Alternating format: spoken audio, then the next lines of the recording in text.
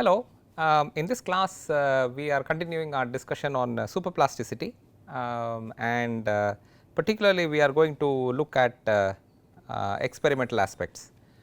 This is always interesting because in any of these studies in material science and for that matter in any other arena of science, experiments are very critical and it does not matter what theory you come up with. So, for example, we spoke about this grain boundary sliding and there are some variations on that theory. So, okay, theoretically you can explain it and then maybe draw some diagrams trying to explain what might be happening, but in reality at some fundamental level you have to design an experiment where you can actually see that phenomenon. You can see that phenomenon, you can record that phenomenon and share that recording with a lot of other researchers. So, that is a very important and fundamental aspect of any experimental any activity in material science, and I mean work in superplasticity is no different. It is the same, you have to have these really nice experiments. In fact, as part of PhD work, when you work on different areas, designing interesting experiments is a very important aspect. Many times the core of your PhD is that interesting experiment that you have managed to design, because you will be able to get some unique set of data which some standard experimental setups may not be able to obtain, and that is the where you are showing your creativity as a researcher to probe some particular phenomenon. So, we look at experimental aspects here associated with superplasticity and try to see what we can learn from this process. The experimental aspects are of course also general in that sense. We are using it in the context of superplasticity. We are also pointing to specific experimental techniques in the context of superplasticity, but they are not restricted to superplasticity. You could potentially use it for some other application where you see a similar need to probe some phenomenon which is maybe not that easy to probe otherwise. Okay, so we will have some learning objectives here. Our first learning objective is how to make macroscopic samples that are nanocrystalline. Okay, so we keep talking of nanotechnology, nanoscience, and that means particles which are in the several tens of nanometers, maybe 100 nanometers. So, we always think of these as individual particles, small individual particles, but real technology that we have which we use, whether it is the body of a car or maybe even the the body of a pen or some let us say bio application that you are using say some artificial bone that you are using, creating and using, all of these are macroscopic objects. Not I mean you may have some electronic activity going on which is in a part of a circuit which is very extremely tiny, but many of the things that we use technologically are macroscopic objects, and therefore even if you say that you have found some interesting property in the nanoscale, you need to make a macroscopic sample which has that nanoscale phenomenon occurring through its entirety or at least through some specific locations in that sample, so that you can use it appropriately. So, in any nanomaterial related work, this ability to make macroscopic samples which you can handle and do something with that are in the microscope showing themselves out to be nanocrystalline is very important, and so we need to think about that. We need to look at some experimental techniques that help us do that, and we will also look at what can be done with respect to studying superplasticity using the TEM, which is the transmission electron microscope.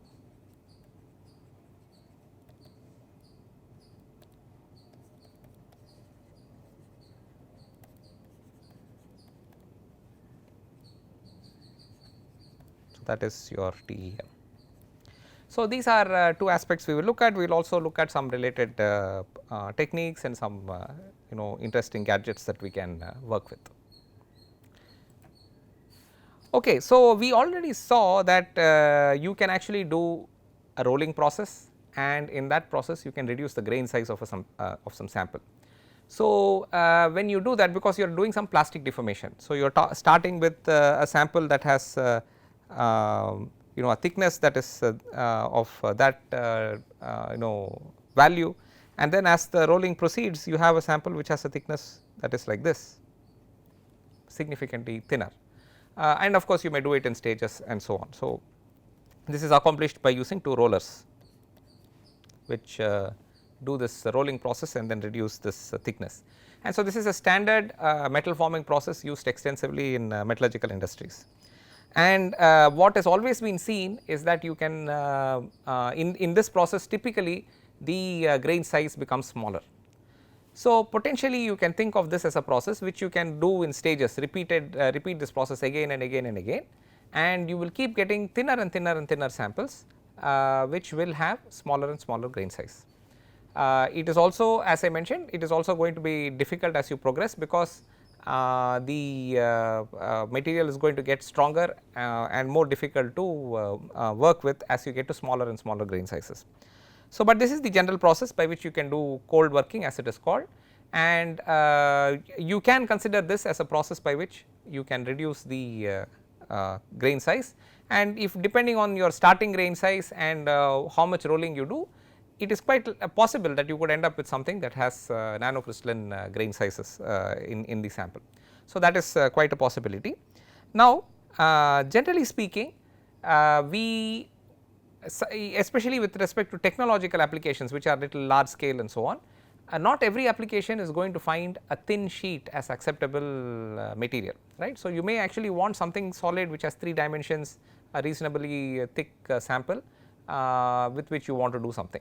So, this is still a macroscopic sample, you have not gone to nanometer dimensions, but it may or may not be exactly what you are interested in dimensionally.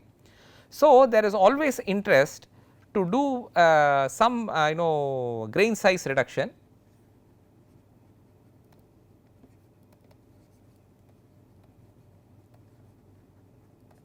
So, there is always interest in this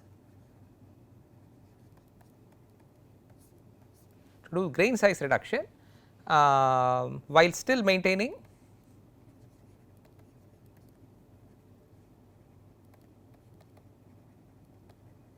thickness. Okay.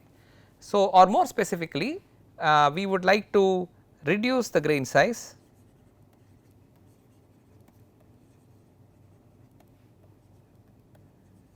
while maintaining the cross sectional area.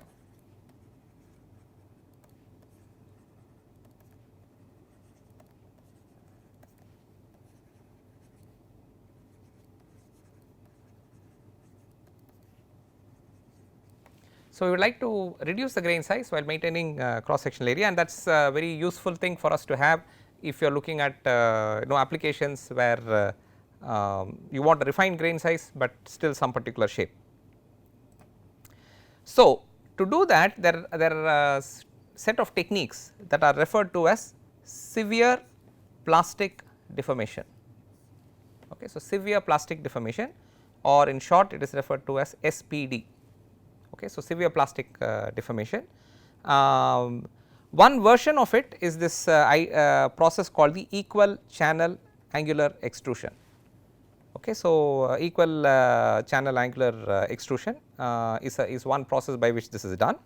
So, again the idea is this, the purpose is this, we would like to make large sample that is nanocrystalline, but at the same time it is nanoporous, it is sorry non-porous, it is nanocrystalline but non-porous.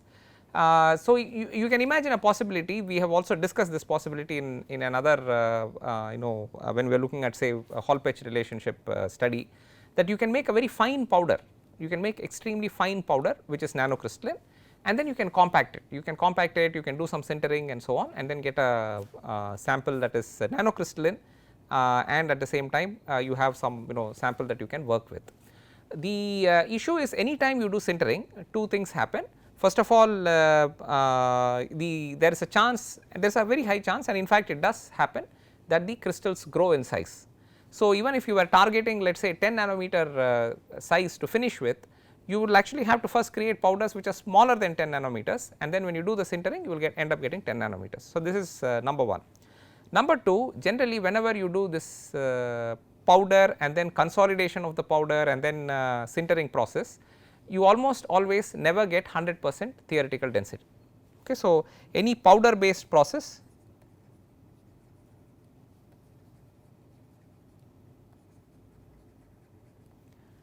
will have less than 100% theoretical density. So, density obtained will be less than 100% theoretical.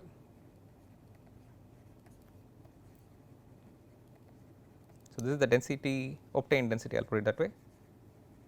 Obtained density will be less than 100% of the theoretical density. So, this is maybe in some applications it is not so critical, but in many other applications, especially if you are looking at mechanical behavior, having porosity in the sample completely changes the behavior of your sample.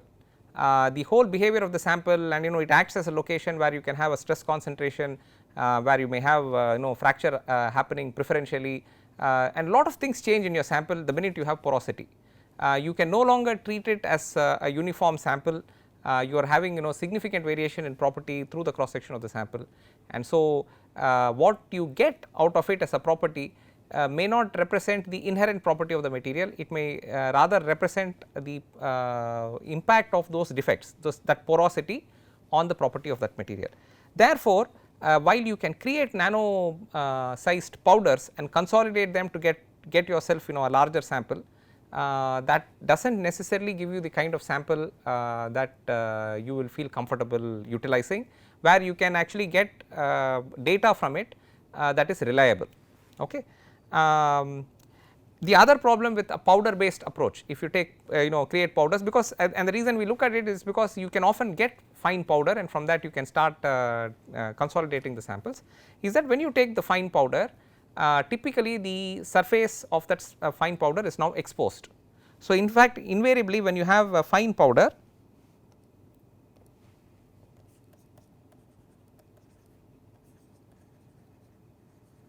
it usually means surface is oxidized.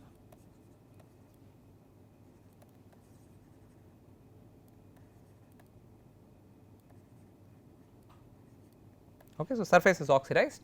So, you are not going to have a clean sample. So, you are typically going to have oxidized particles, and those particles are going to sinter. So, first of all the sintering process is not going to be complete, and on top of it you have this oxide layer which is there in significant quantity overall, because you have so many fine particles. So, multiple issues with trying to do this using fine powder particles, although it appears that that is a way in which you could create a larger sample which is nano crystalline.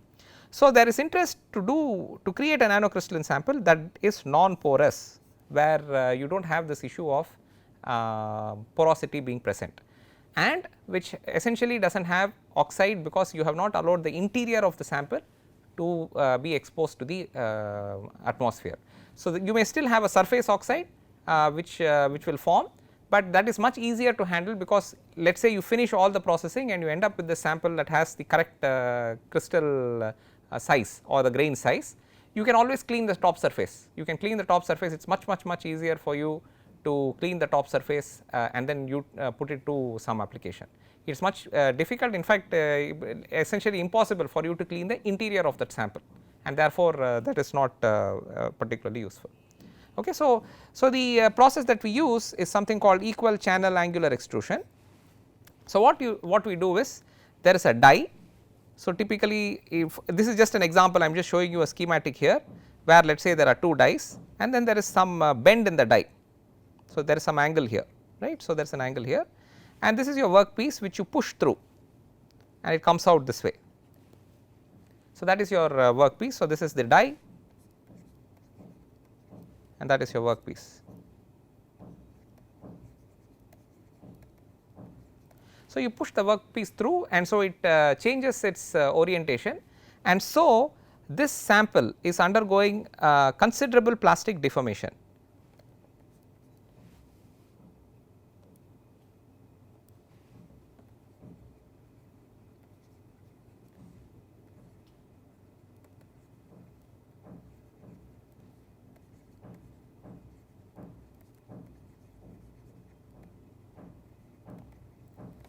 So, let us see what we have done here. We have pushed this sample through, it comes out, and in this process the sample has undergone considerable plastic deformation, but the cross section of the sample is maintained.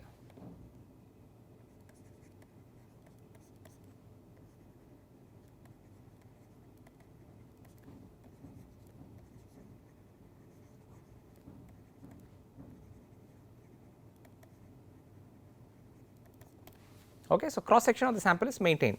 So you push something, you extrude something through this die, and once it comes out, overall when you look at it externally, it looks roughly similar to what you pushed in. It does not look like, unlike a rolling process where dramatically the product is different from the material that you sent into the rolling process. It is very visibly different.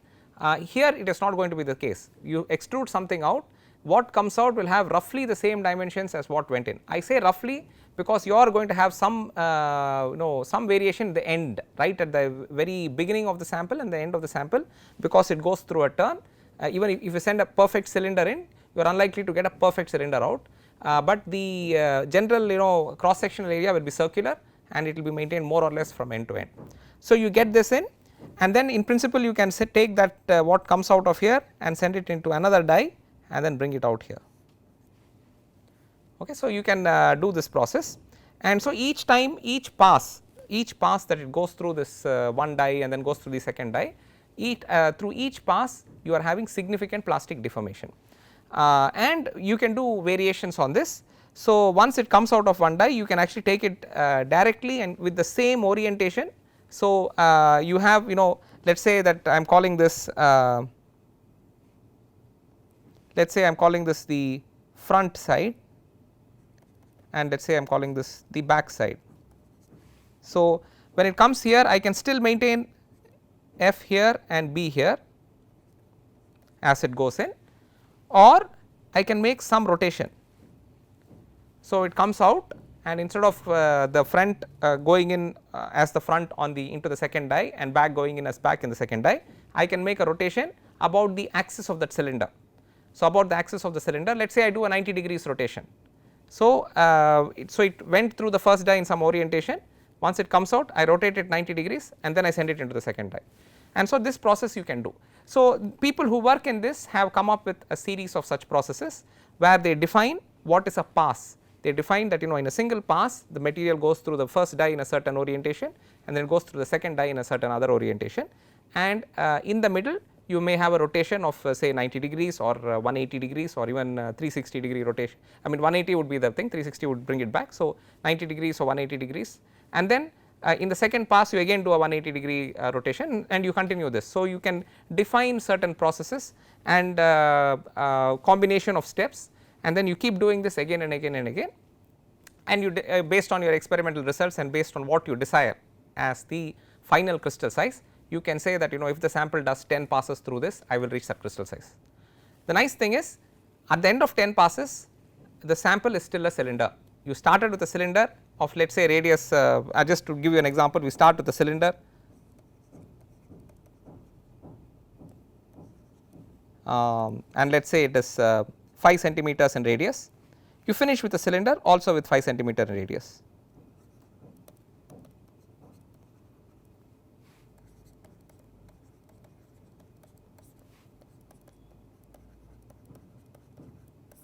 So you started with 5 centimeter radius, you finished with 5 centimeter radius, but in the process you have done lot of plastic deformation and created lot of small crystals, and then in the process you have a very fine grained structure.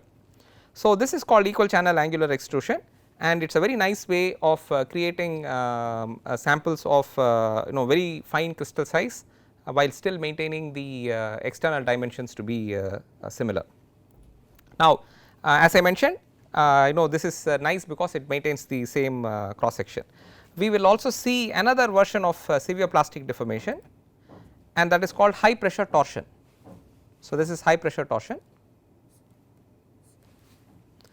and so as the name suggests, you can see here this is your sample, what is sitting here is your sample, and what is done is it is pressed between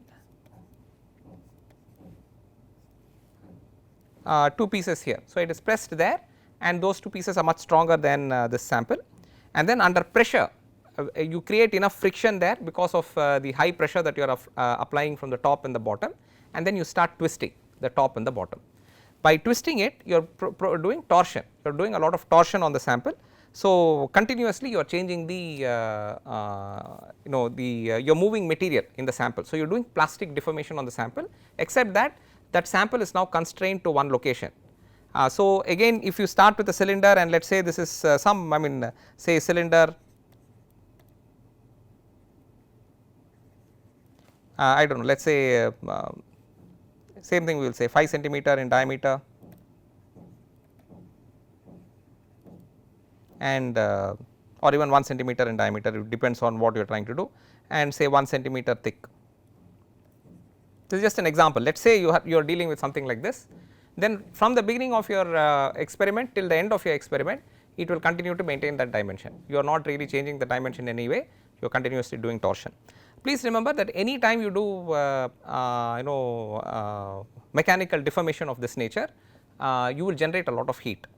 Okay, so you always, even rolling process etc., all those cases you will find because considerable amount of material is moving, solid material is moving, significant amount of heat is actually being generated.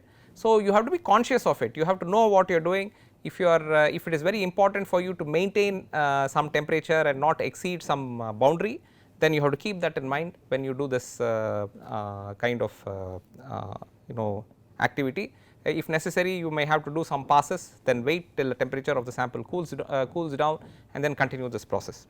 So, both these high pressure torsion as well as the equal channel angular extrusion, both of them are helping us accomplish this particular aspect, which is that you are able to do this significant plastic deformation without a change or without a reduction in cross sectional area, without any reduction in cross sectional area, whereas typical conventional processes like rolling, forging, extrusion and drawing will produce strain in the sample, but that will be along with reduction in cross sectional area. Now, having said this, so this is a nice way of creating samples. As I said, we want to create a macroscopic sample which has nanocrystalline grain structure, at the same time is non-porous. So, this is the combination you want to do. You want to create a macroscopic sample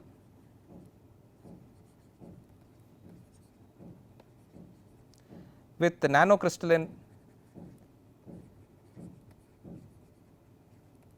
grain structure, that is non-porous. This is what we want to create. So, this is being accomplished here in any form of severe plastic deformation. So, this is good and we can utilize it. Having come upon this particular technique and having discussed it, it is also important to know what limitations this might have. Generally speaking, this is a process that is going to require a lot of energy. You are going to spend a lot of energy trying to get this done, because you have to put a lot of energy to force materials, especially metallic materials, to undergo plastic deformation. So, a lot of energy is going to be spent, and on top of it, this is not ideally suited for industrial production. This is not ideally suited for industrial production.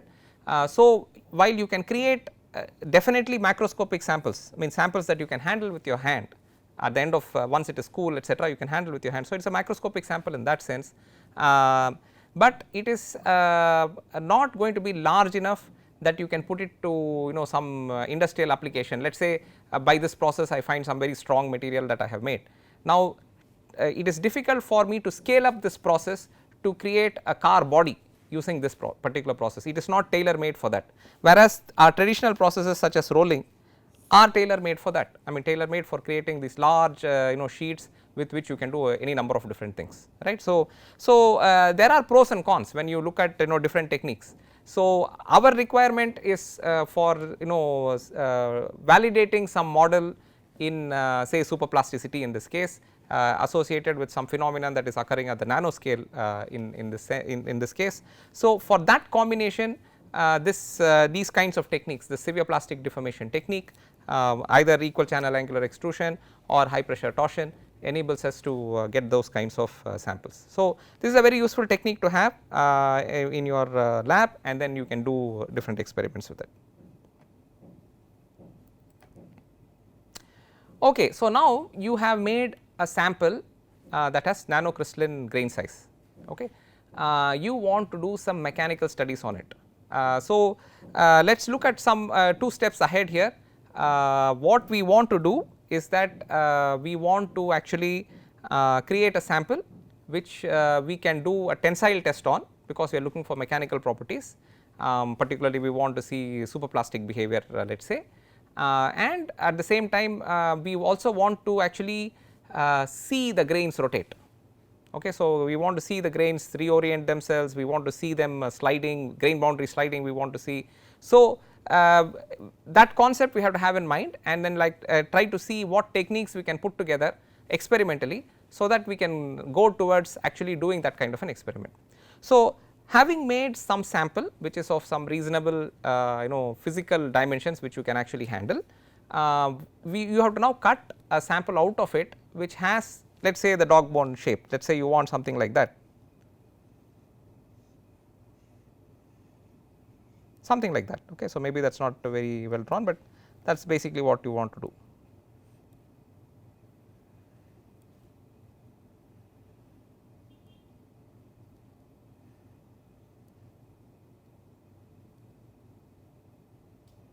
So, this is what we want to create.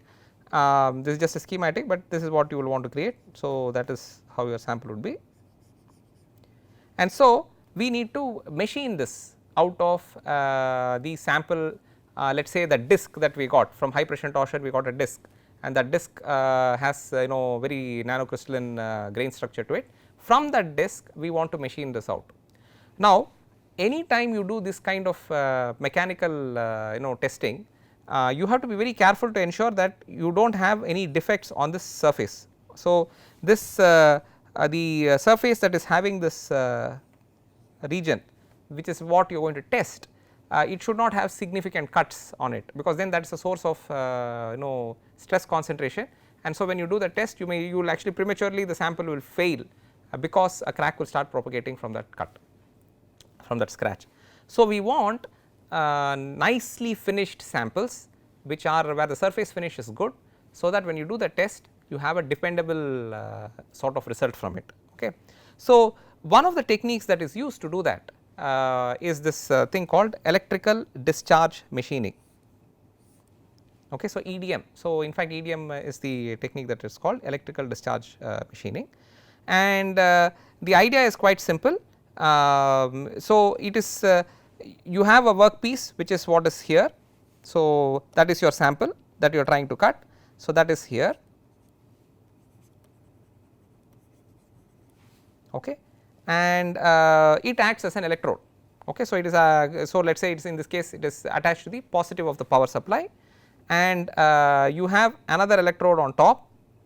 This electrode is attached to the negative of the power supply, and so you can build charge. And the important thing is these are both conductive materials, both of them are the conductive materials in this case, and therefore can be, I mean, effectively have to be metallic. You cannot have a ceramic material in this particular situation, and you are basically going to develop charge, and importantly they should not be in direct contact with each other. So, you should not create a short circuit. Okay. So, you should not, there should be no short circuit.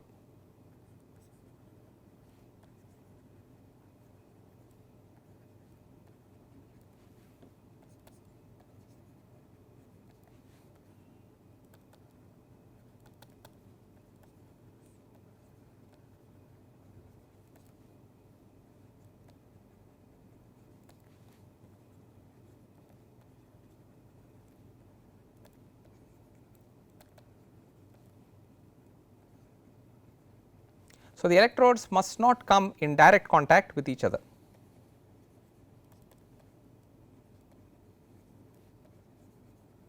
So, that is our requirement, the electrodes should not come in direct contact with each other, but at the same time the electrodes must come very close. So, here the electrodes will come extremely close to each other, and this is a dielectric medium.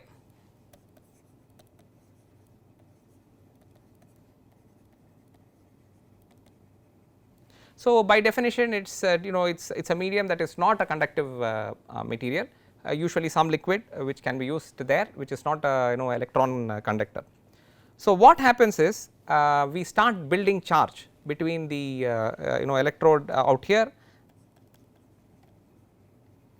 so the machining electrode and the sample, and this charge will actually locally break down that dielectric material, and during that breakdown a spark is generated. Okay. So, that spark is what erodes the material. So, it will do some small erosion here at that spot, it do a small erosion at that spot, and momentarily because you will be pulsing the power supply, momentarily that the buildup will halt, and the liquid will flow again, the electrolyte will flow again, in this case the dielectric will flow again and fill the gap. And you can even do some flushing there because some debris will be created due to the spark, and that is the whole process. You are creating a spark and that spark is locally damaging your sample, and that damage results in some breakdown of that material, tiny bit of the material is broken off, and then that is washed away from that location, and then you create another spark. So, you do this spark by spark by spark, and then you can do a machining of that sample. The nice thing is you can create complex shapes in a very accurate way. So, once you attach this to some computer aided movement, so to speak, of the electrode, you can create some complex shape. So, some extremely complex shape you want to cut, you can actually cut using this. It will create exactly that shape, pretty accurately it will create that shape, and it is very well done. And the nice thing is it can even cut hard materials, because this is not a physical hit, you are not taking a hammer and breaking this sample, instead you are creating sparks, and the spark is what is doing the cut. And so, that spark depends really on the voltage that you are applying, the dielectric medium that is present, and so on. So, those are the things that are controlling that spark and the amount of energy that is coming out there, and therefore, a relatively hard material, and also you are taking off tiny material at a time, tiny amount of material at a time, and so you can actually use this for even hard materials, except that both that material has to be electrically conducting. Okay. So, that is the most important thing, it has to be electrically conducting because you are going to build up charge using that as an electrode. So, the materials have to be conductive, you cannot have insulating material there, and then the process is nice because it sort of localizes everything to that spot. So, even a thin section can be cut. So, even if you have a thin sheet, you can cut it very nicely using this process, and typically it does a very clean job of the machining, so that when you are done with that sample, you do not have any burrs, you do not have any burring of the sample. So, you do not have rough edges, you have very nice smooth well defined edges, and that is very nice in this process. So, that is a process we can use for creating samples that we can use for say mechanical testing, and which are small in size, because bigger samples can be machined in some other way, but which are small in size and are very well finished. So, for that combination of things to happen, electrical discharge machining is used. So, this helps us between the previous step of doing severe plastic deformation and doing this step of electrical discharge machining, we get a fine grained sample which is nanocrystalline in nature, which has got no oxides inside, it has got no porosity inside, and it has got the correct kind of shape and dimensions required for us to do a tensile test, but the sample is also relatively small. So, all these set of things we can accomplish using this. So, these set of processes. So, now we have got this sample, we have now got a sample, we would still like to see the we have to see let us say a movement of this grains to see what the superplastic behavior is actually happening in that sample. So, there is something more to be done before for us to see that, and typically what is done is you have to thin the sample. So, you have to take the sample and you have to thin it, so that for you to see in the electron microscope, it has to be thin enough that electrons can go through, and so that is a very tricky aspect here. So, you have to create a sample that is thin enough in this region, it is thin enough in excuse me, it is thin enough in this region that electrons will go through.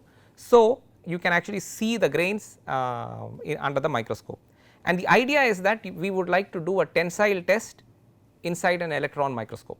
So, that is the idea, and if to the extent that you can do that, you can actually see deformation as it is happening in the electron microscope, and this is very tricky because like with anybody working in any area associated with transmission electron microscopy, this requires a lot of patience for you to create a sample of this nature, because you can create samples, but by the time you make it thin enough for it to be fit to be seen inside an electron microscope, chances are you will do some damage to the sample and it will make your experiment useless. So, invariably one of the biggest challenges for people working with nanomaterials, to the extent that they are trying to use the electron microscope for this activity, one of the biggest challenges is for them to make a successful sample and make a successful experiment. So, for an experiment that you see published in a journal, the amount of experiments that they may have done which failed simply because there was some crack in it, or it was not thin enough, or something else was not right about it. The number of failures they have to face before they manage 1 or 2 samples that are where they are successful is remarkable, and so that requires a lot of work, it requires a lot of patience, a lot of skill, application of learning from one experiment to the next experiment, etc., and so on, and so then you get this process. So, thinning is actually done by multiple ways, so we will not get into that in great detail. Again, there is a separate course on electron microscopy in NPTEL set of courses, where I think sample preparation is discussed in great detail. There is a process called focused ion beam based thinning. So, there is some thinning that you do ahead of time before the sample even gets into the microscope, and there are ways in which you can use another equipment called FIB, focused ion beam based equipment, through which you can thin the sample to some electron transparent thicknesses, and then that sample is what you will see in your electron microscope. Okay. So, you have made this, it goes into the electron microscope and you are able to see something from it through it, but that does not complete our process, because this is now a static thing. You are able to see the, so if you have created a nanocrystalline sample, you will see nanocrystals. So, that is fine, that is one step in it, but we want to see superplasticity, we want to see a mechanism that that we are proposing for superplasticity in the microscope. So, for that we have to do more. So, if you see here, so this is your let us say your dog bone sample, and this is how your test will look, right. So, this is how the sample expands, necking happens and it starts expanding. So, we want to actually explore this area, right. So, we want to explore that area and see that in the electron microscope and try to understand what is happening in that area as the deformation process happens. So, for that it is very useful for us to use do an in situ experiment in the transmission electron microscope, okay, under different conditions. So, the transmission electron microscope usually will have a sample holder, and what I am showing you on screen is a so this is a TEM sample holder.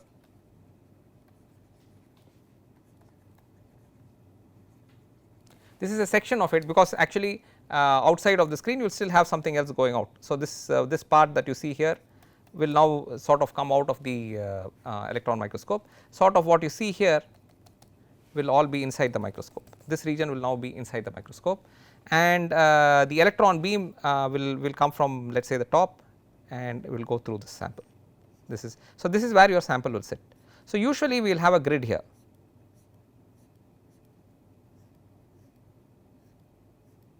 So, typical TEM experiments where we are dealing with just where the purpose is only to look at say the microstructure, the crystalline structure or the grain structure of that sample, you are going to actually make that sample sit on top of this grid.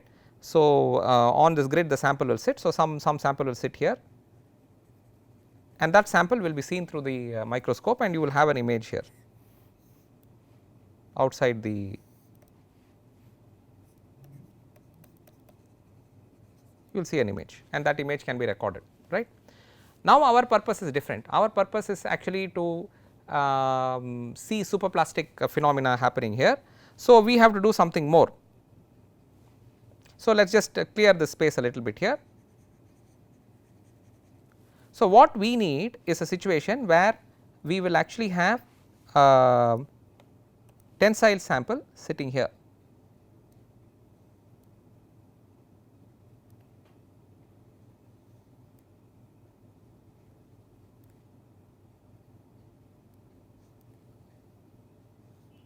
okay. So, something like that. So, that is our tensile sample, and this is the region of that sample that we are going to see. So, this region of that sample is what we are going to see. So, it turns out many of these electron microscope manufacturers have understood that material scientists, I mean they work with material scientists, many of them are, I mean they employ material scientists, because they are seeing, trying to understand what are new things that scientists are trying to do, and therefore they would like to make their microscope capable of doing those things. So, there are a lot of people who would like to do in situ in the electron microscope tensile testing.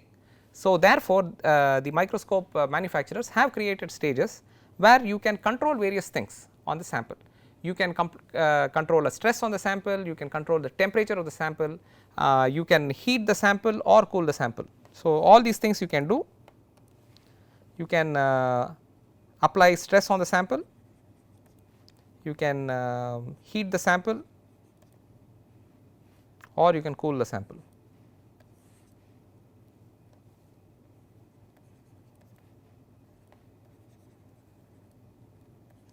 So, all of these you can do, and it is actually a very small region in which they do it. So, that is why it is very fascinating for us to see how they manage to do it.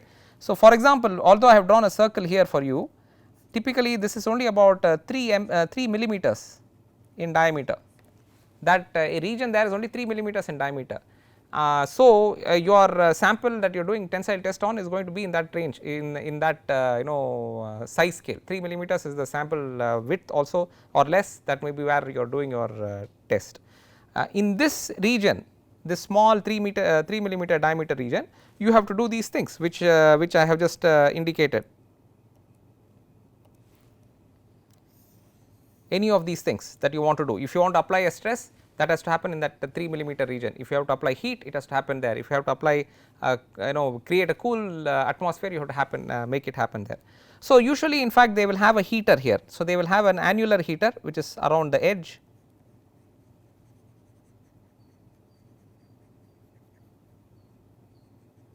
and using that they will heat that region.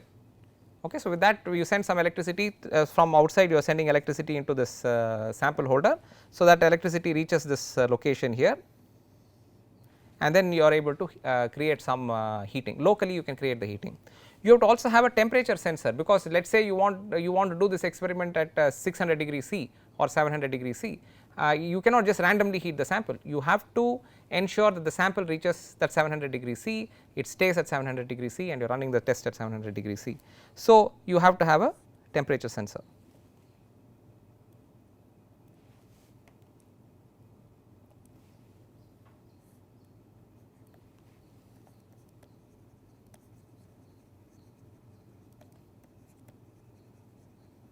So, you have to also have a temperature sensor there. So, once you put all of these together, you have a very interesting situation where you can run an tensile test inside the electron microscope, inside the transmission electron microscope, and you can watch the sample undergo its tensile test while watching the location of the grains. Again, you have to do one more thing. Because this is you do not know exactly, when you are doing the tensile test, you do not know exactly which grain is going to start sliding, if you are looking for grain boundary sliding, and you do not know how many grains are going to slide. You do not know if several of them are going to slide together, or you are simply going to have individual grains sliding around, you are going to have 1 or 2 twisting around, etc.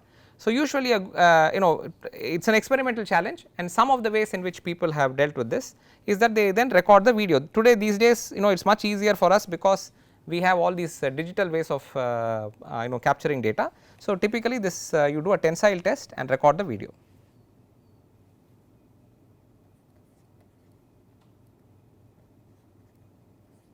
Carry out a tensile test and record the video.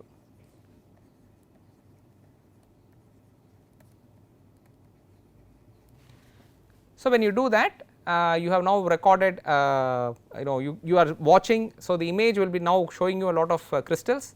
You are going to see what is happening to the crystals as the experiment of this tensile test is happening, and presumably eventually you will see, if you are looking for grain boundary sliding, you will start seeing grains sliding. you will be able to figure out the difference between plastic deformation where a crystal is actually deforming and then changing shape, versus a situation which is, because you are going to see the crystal change its shape, you will be able to easily distinguish that from a situation where simply the crystal maybe or the grain reorients a little bit with respect to its neighboring grain and then suddenly slides. And so if you had a bunch of grains like that, and then after the test you see these lower grains are here and the grains on top have shifted, then you can you are able to watch them, you are able to watch them move like that and this like this, and that movement you are able to actually see in the microscope as it happens. So usually it is the way to do it would be then to record the video, and then you can do screen capture of specific shots, single scenes that you capture, where you can see one set of grains holding some orientation and then another one screen capture where the grains have shifted, and so this is the way in which you would do this. So this is a set of experimental steps that I have described to you. In summary, we used in this particular discussion the possibility that we can use severe plastic deformation as a process that will enable us to fabricate macroscopic samples that are nanocrystalline. So all these combinations are important, that it is macroscopic and but it is nanocrystalline and also non-porous. So all of this is accomplished in this technique, and so if you are trying to study superplasticity inside the electron microscope, this is a nice way of going about it. And then you have to do, let us say, electrical discharge machining to get yourself a sample that is burr free, of accurate shape, and at the same time a smooth finish, etc. So that is how you would have to start with this SPD, superplastic deformation, then you do this EDM, that gets you the shape that you want, then you use some sample preparation process, of which FIB may be one, focused ion beam technique may be one step in the process, that gets you an electron thin sample, and then use the TEM. So this combination is a set of experimental processes that you can use for you to study the impact of nanoscale on superplasticity. And as I pointed out, we have the manufacturers give us also a wide range of interesting stages, they are called stages, they are basically a stage in which you can hold a sample, which allow us to do different kinds of in situ experiments, and they also will allow us to do an in situ tensile test, which helps us probe the process of the phenomenon of superplasticity based on the material system that we have selected and based on the grain size that we have selected. So that is the summary of our class today. We looked at an experimental process to understand how you can probe superplasticity, where you are looking for phenomena that are occurring at nanocrystalline scale, but you would like to provide proof that in fact the description that you are giving for the phenomenon is the actual event that is happening inside the sample. So this combination of, I mean, each of this is a fairly sophisticated technique, and potentially as a first time user of any of these techniques, there are any number of things that can go wrong. So clearly it is a lot of work for you to manage to get samples that are good, that are consistent, that are really representative of the system, and will bring out the phenomenon that you are trying to probe. But if you do it, you have a very nice result that you can show and share with the rest of the community. So that is a nice thing that we can do. So with this we will close this class, we will pick up other discussions later. Thank you.